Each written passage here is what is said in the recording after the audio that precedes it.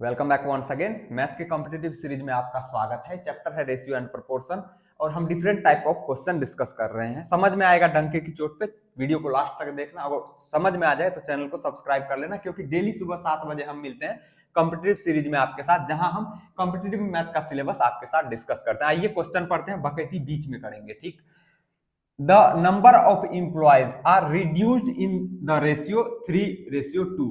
अगर किसी कंपनी में जो वर्कर होते हैं उसका संख्या कम कर दिया गया है, किस रेशियो में? 3:2 में, है ना। मतलब पहले 3 यूनिट था तो बाद में कितना कर दिया गया? 2 unit. And the salary of each employ is increased in the ratio 4:5। और हर एक एम्प्लॉय का सैलरी किस रेशियो में बढ़ाया गया है? 4:5 में। मतलब पहले 4 यूनिट था तो बाद में 5 यूनिट कर दिया गया।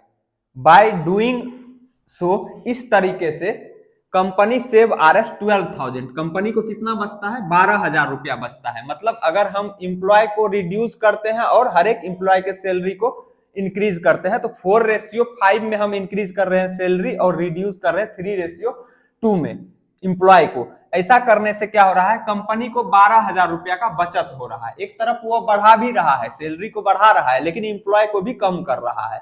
तो देखा गया कि कंपनी कितना रुपया बचा पा रही है? 12,000 रुपया बचा पा रही है ऐसा करने पे। So find the initial expenditure on salary. तो कह रहा है कि कंपनी सैलरी पे कितना रुपया खर्च करती थी शुरू में, ये बताना है। तो इस तरह के क्वेश्चन का सॉल्यूशन किस तरीके से करेंगे? क्योंकि हम कॉम्पिटिटिव सीरीज देख रहे हैं तो हम कम से कम लैंग्वेज लिखेंगे। काम कर लेना, मुंह देखने आया है मेरा। वहां बैठ जाओ, उधर बैठ जाओ, अपना अपना काम करोगे। तो हम पहले ये मान लेते हैं कि इनिशियल और फाइनल इंप्लॉय कितने थे। इंप्लॉय यहां पे लिख लेते हैं, शॉर्ट में लिख लिया, यहां पे सैलरी लिख लेते हैं, ठीक। शॉर्ट में पहले कितना था, अब कितना है। यहां पे पहले, यहां पे अब। ये ना भी लिखे तो भी चलेगा, आपको ध्यान रखना है। आपको समझने के लिए यहां पे मैं लिख रहा हूं।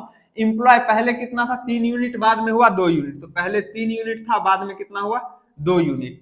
और सैलरी पहले कितना था? 4 यूनिट, और बाद में हुआ 5 यूनिट। तो सैलरी 4 यूनिट था, बाद में हुआ 5 यूनिट, है ना। दो अलग अलग क्वांटिटी, यहाँ पे ध्यान दीजिए। तो टोटल वेतन कितना होगा? एक इंप्लॉय को 4 यूनिट सैलरी दिया जा रहा था पहले, और टोटल इंप्लॉय कितना था? 3 यूनिट। तो 4 तिया 12। तो टोटल वेतन पहले कितना मिल रहा था? टोटल सैलरी, सैलरी लिख दे रहा हूं। तो 4 तिया 12, कितना हो रहा है? 12। अब जब हमने इंप्लॉय को रिड्यूस किया और सैलरी को बढ़ाया, तो अब टोटल वेतन कितना हो रहा है? सैलरी कितना मिल रहा है हर एक इंप्लॉय को? 5 यूनिट। और टोटल इंप्लॉय कितने हैं? 2 यूनिट। तो 5 दूनी 10, 10 हो रहा है। तो यहां पे कितने का डिफरेंस क्रिएट हो रहा है? पहले सैलरी इतना मिलता था, बाद में इतना मिलने लगा। तो ये इस दोनों में कितने का डिफरेंस है? 2 का, 2 यूनिट का डिफरेंस है। तो 2 यूनिट यही डिफरेंस ना क्रिएट कर रही है। तो टोटल वेतन है, टोटल वेतन में डिफरेंस कितने का आया? पहले और अब में 2 यूनिट का। यही 2 यूनिट किसको रिप्रेजेंट करेगा? इस 12,000 रुपए को रिप्रेजेंट करेगा। तो 2 यूनिट बराबर कितना हो जाएगा?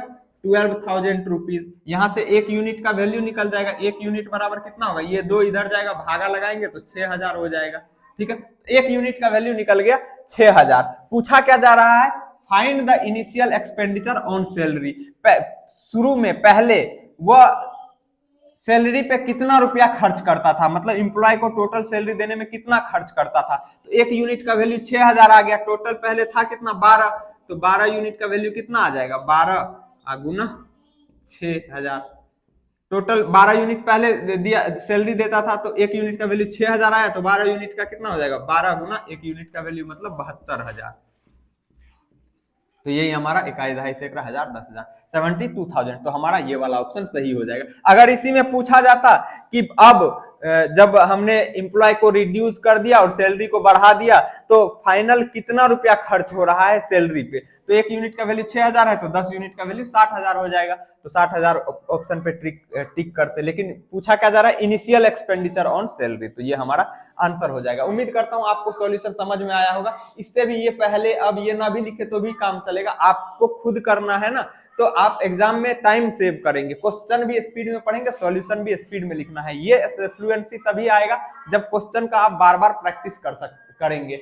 आप जितने भी मैं यहाँ क्वेश्चन करवाता हूँ उसका एक नोट्स कॉपी बना लीजिए और उस क्वेश्चन पे पहले कमांड कीजिए। उसके बाद आपको क्या करना है, जिस भी कॉम्पिटिटिव एग्जाम की तैयारी कर रहे हैं, मैथ का जो है क्वेश्चन बैंक है उसको सॉल्व करके देखिए, आप हवा में उड़ा देंगे उस क्वेश्चन बैंक को। इतना कर लेते हैं तो मोर देन सफिशिएंट है। प्रैक्टिस के लिए जितना यहाँ पे मैं क्वेश्चन करता हूँ, सेलेक्टेड क्वेश्चन है सभी, और कॉन्सेप्ट सीखने के लिए बेहतर से बेहतर क्वेश्चन मैं ले रहा हूँ और आपको समझाने की कोशिश करता हूँ। उम्मीद करता हूँ आपको सॉल्यूशन समझ में आया होगा। अगर आप चैनल पे नए हैं तो चैनल को सब्सक्राइब करके बेल आइकन को दबा दीजिए। फिर मिलेंगे अगले वीडियो में। Until then take care, see you, bye bye.